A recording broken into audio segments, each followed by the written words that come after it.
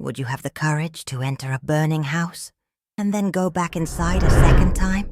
Mariana, a brave mother from the Mexican countryside, raced against time to save her children, trapped in the fire. But just when she thought it was over, she heard a faint meow from inside. What she did next will move you, and what came after the fire was even more challenging.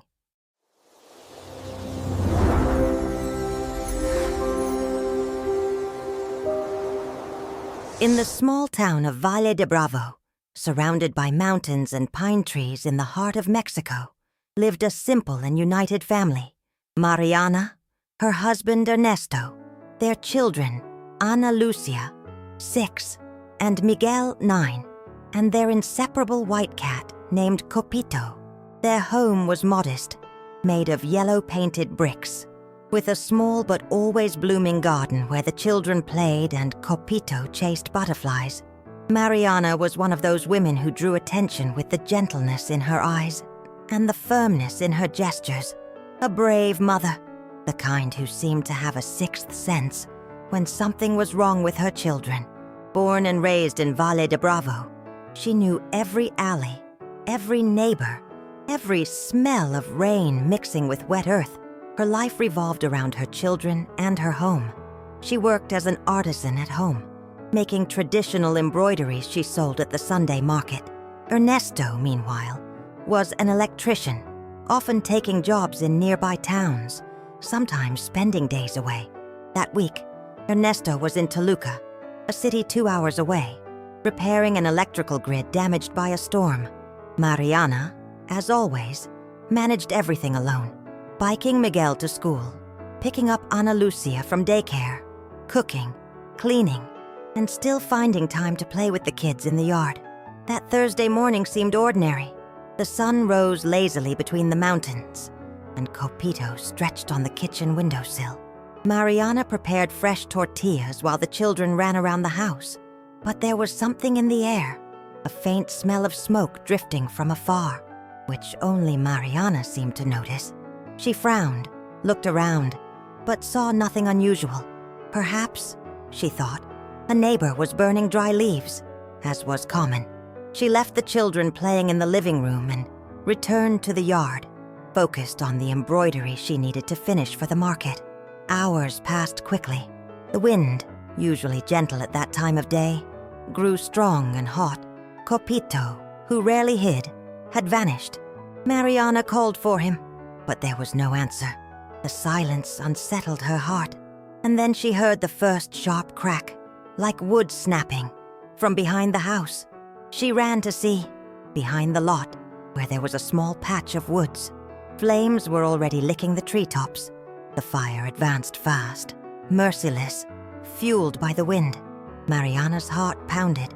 When she turned her eyes back to the house, smoke was already seeping through the window frames. The children were still inside. She screamed their names, rushing through the door. Smoke filled the hallway. Miguel appeared first, coughing, eyes red and terrified. Mariana grabbed him and told him to run outside, but Ana Lúcia wasn't with him. Panic froze her spine. She heard a faint cry from the children's bedroom and ran there, covering her mouth with her shirt. Ana Lúcia was curled up between the bed and the wall, trembling. Mariana scooped her up, clutching her to her chest. Flames had already reached the kitchen and the heat was unbearable. She crossed the hallway through the blaze, eyes burning, hair singed. She staggered out the front door with Ana Lúcia in her arms, where Miguel waited sobbing, and neighbors rushed to help. She handed her daughter to Doña Lupita, who came running and collapsed on her knees on the sidewalk. But then, amidst the neighbors' shouts and the crackling fire, something tugged at her memory. Copito. The cat was still inside. Someone yelled at her not to go back, but those who knew Mariana understood. When it came to protecting her loved ones, she never hesitated. The cat wasn't just a pet. He was family. She grabbed a blanket, soaked it in the water tank, and though exhausted and with stinging eyes, went back inside. Visibility was almost zero. Smoke blurred everything. Mariana called for Copito. coughing, fumbling through the house. A loud crack made part of the ceiling collapse in the hallway. She threw herself aside just in time. And then, among the pillows in the children's room, she heard a faint meow. She found Copito trembling, wide-eyed. She wrapped him in the cloth and ran out. When she emerged from the flames, hair stuck to her face, body covered in soot, and the cat in her arms, the neighborhood erupted in applause, not for heroism, but out of respect for the strength of a brave mother who faced the fire twice in the name of love.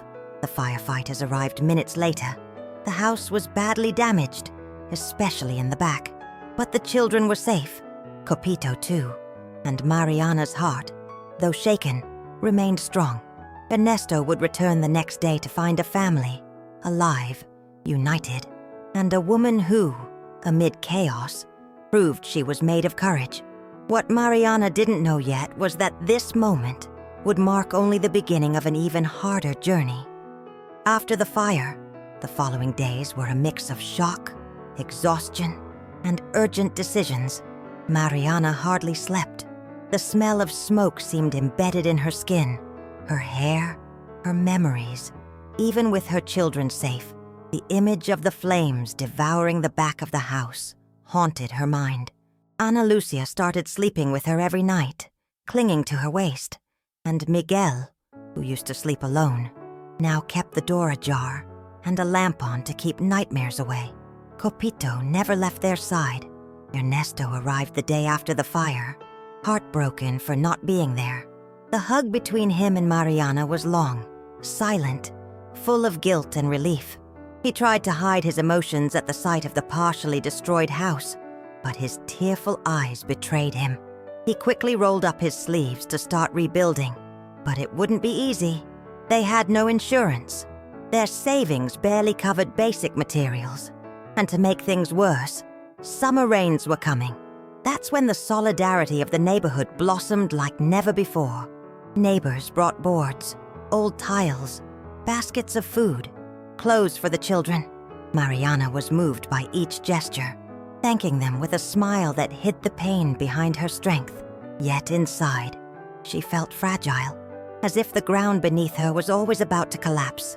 Ana Lúcia began showing signs of trauma. Any smell of smoke, even from food, made her cry. She hid under the bed, covering her ears.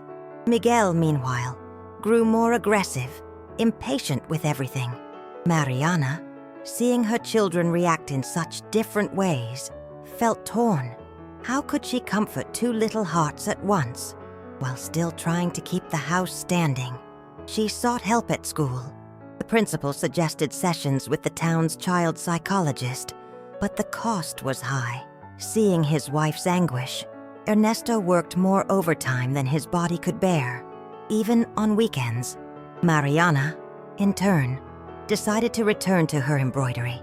She picked up the burned threads, the ones that had survived, and tried to stitch flowers over dark backgrounds, an unconscious attempt to turn pain into beauty. One day, while embroidering on a bench in the plaza, an American woman passing by noticed Mariana's work. She approached, praised the details, and asked if she sold them.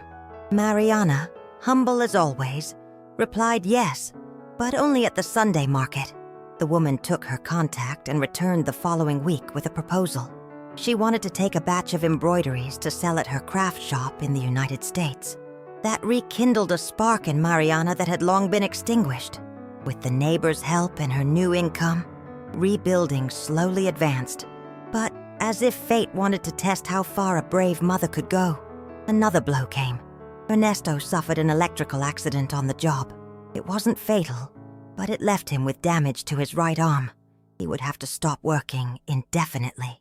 It was a crushing blow. For the first time since the fire, Mariana cried alone.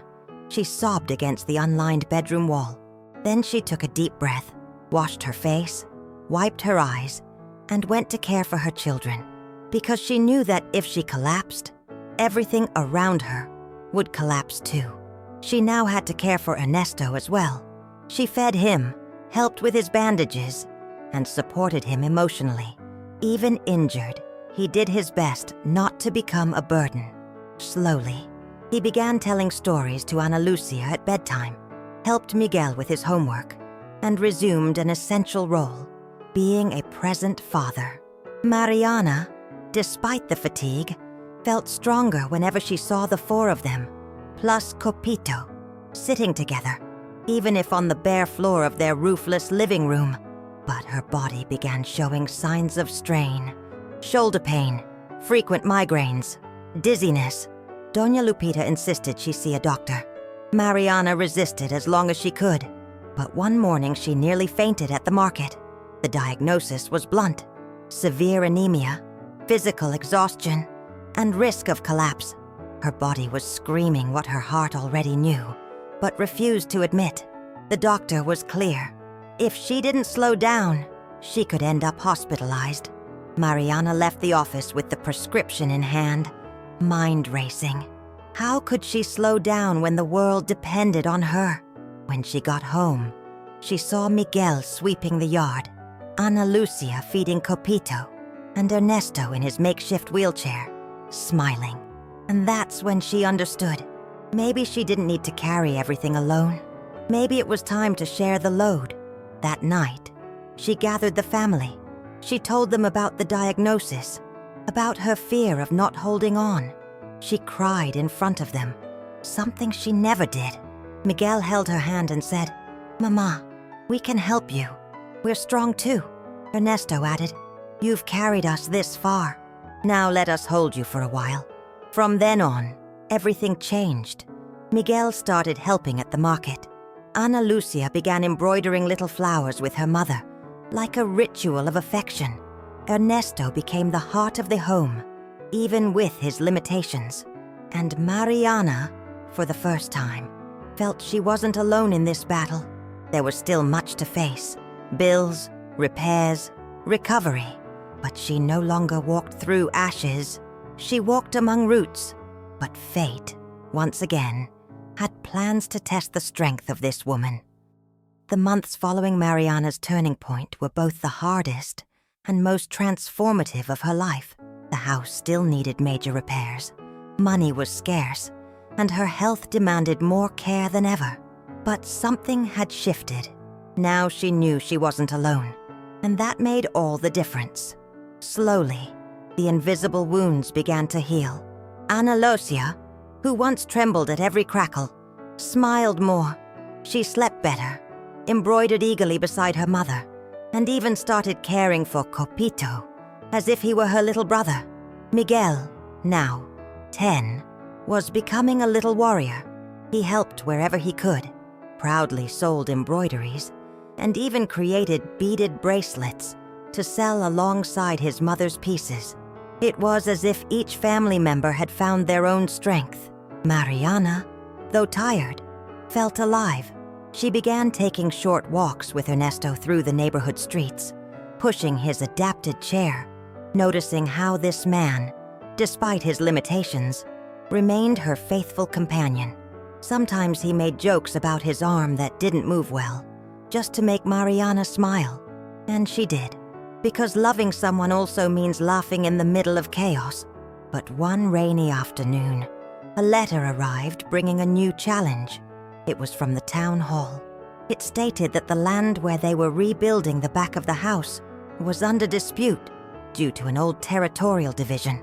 Without proper documentation, they could lose part of their property. Mariana read the letter 3 times, as if that would change what it said. Ernesto turned pale. They searched for old papers, asked the notary, the local church, but nothing seemed enough. The documents they had were too old, many still in Ernesto's deceased parents' names. Lawyers were expensive, far more than they could pay. It was like watching all their rebuilding efforts threatened by a bureaucratic detail. Mariana spent sleepless nights trying to find a solution, until, in a moment of courage and desperation, she wrote a letter to the town hall, telling her story. She spoke of the fire, her children, her injured husband, the sleepless nights embroidering flowers over pain. She didn't ask for pity. She asked for justice. The letter went viral. A town hall employee, moved by her words, shared it on local social media. Within days, Mariana was contacted by an NGO that offered free legal aid to vulnerable families. They took on the case. While awaiting the legal decision, Mariana was invited to take part in a state craft fair in Toluca. She almost refused. She feared leaving her children, leaving Ernesto, leaving Valle de Bravo. But they insisted, "You need to show the world what you create, Mama." And so she went, with the most beautiful embroideries she had ever made, pieces with vibrant flowers, bold colors, and stitches that told her story without a single word. There, she met other incredible women, shared her journey, and more importantly, saw her work bought, admired, valued. For the first time, she felt she was more than the sum of her pain. She was an inspiration.